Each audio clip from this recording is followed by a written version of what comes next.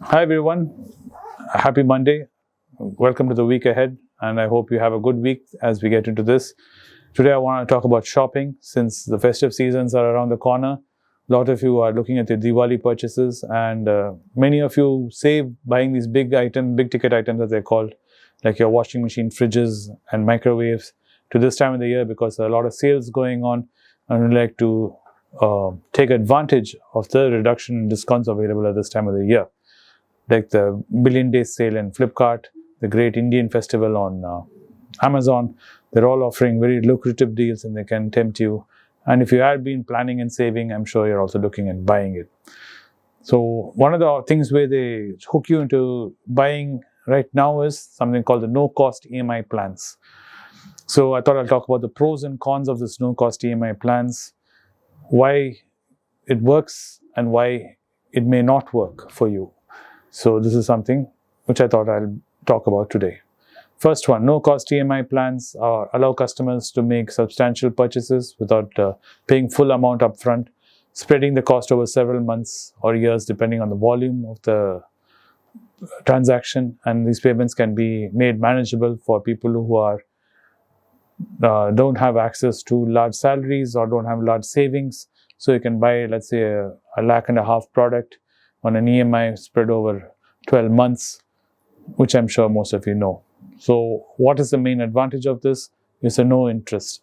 These plans often come without any interest, meaning the customer pays back only the actual price of the product, which makes them more appealing compared to the traditional EMIs, which include an interest rate. So the way this works is Amazon or Flipkart, when they say there's a no EMI, they discount the interest cost upfront. So let's say you buy a product for 100 rupees and the interest, if you took the EMI plan, will be 10 rupees. What Amazon will do, they'll discount the 10 rupees upfront and give it the product to you for 90 rupees. So I hope you have understood how this works. They discount the interest upfront. So though the bank does not reduce interest, the bank still charges you an interest on the transaction when you made the EMI. You're still paying in interest, believe it or not, on that transaction on your credit card. But the way Amazon structures the price of the product is they have discounted their interest cost upfront. So I hope you have understood this. No cost EMIs are often used as a promotional tactic by sellers to attract many more customers, meaning they might come with additional offers like discounts and incentives, further benefiting buyers. So in Amazon, you'll see this. They'll give coupons. You have to click on those coupons and you'll get an additional 50 rupees, 100 rupees, sometimes even 9,000 rupees off depending on the cost of the product. And these plans can make it more budget friendly and more affordable to buy products which are very large in terms of cost. They do not strain the customer and the monthly finances, enabling them to make purchases without significantly impacting their immediate financial situation.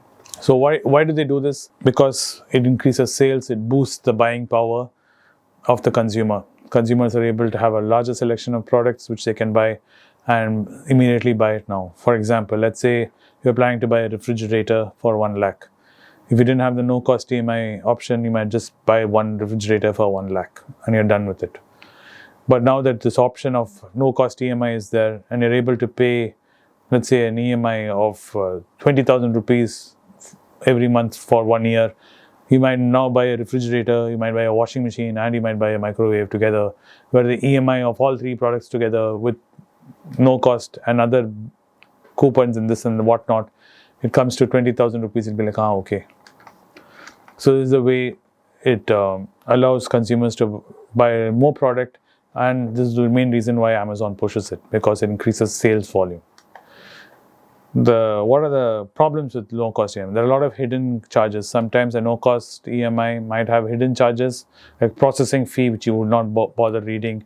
Might have an increase in overall repayment amount if you're not seeing, which doesn't make it truly a no-cost plan.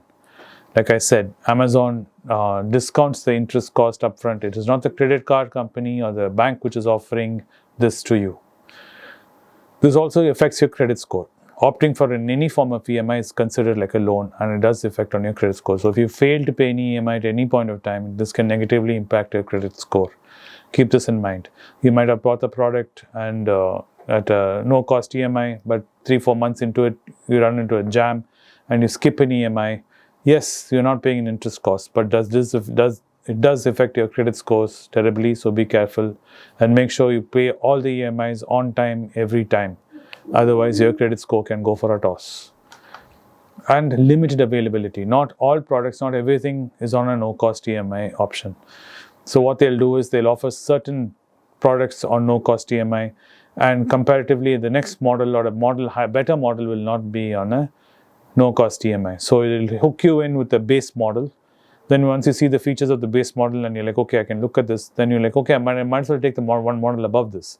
But that model will not be on a no-cost EMI, and suddenly you'll end up paying in EMI with interest with no special privileges in it. So there's something to be careful as consumers, especially when you're rushing through Amazon or Flipkart websites. You can get very confused, and take your time before you put your credit card information and you check out on the shop, because once a transaction is done, you're locked in.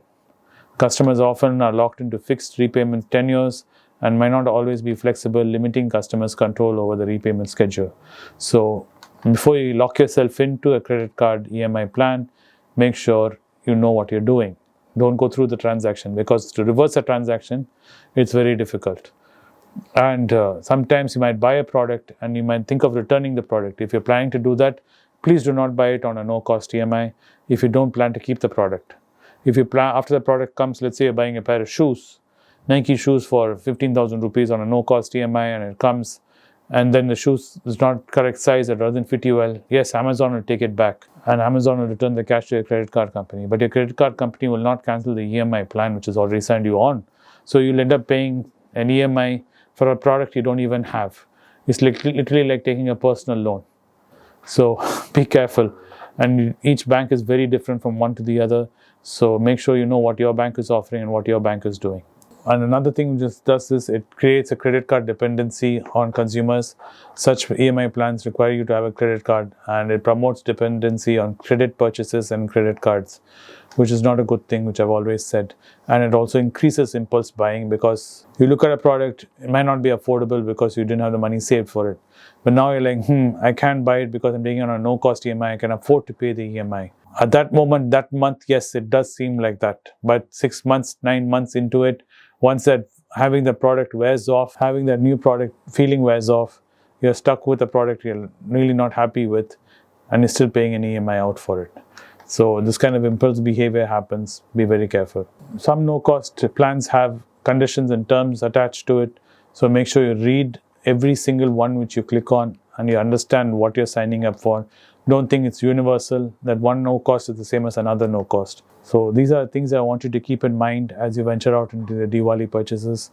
I'm sure you guys will be prudent and you'll be careful, like most of my viewers are and Anand's followers are, because you've heard us go hammer and tongs about buying things on EMI and buying things on impulse. I'm sure you will be wise and smart about your purchases. I'm not saying don't celebrate the festival. Please do celebrate the festival. Do enjoy it. It's happy times. We've all worked very hard towards these festive seasons. So I do want you to enjoy it. But it's something I want you to keep in mind before you go ahead and make these purchases on no-cost EMI. Thank you for watching the podcast today. I hope you have a wonderful week ahead, and I'll see you on the next one tomorrow.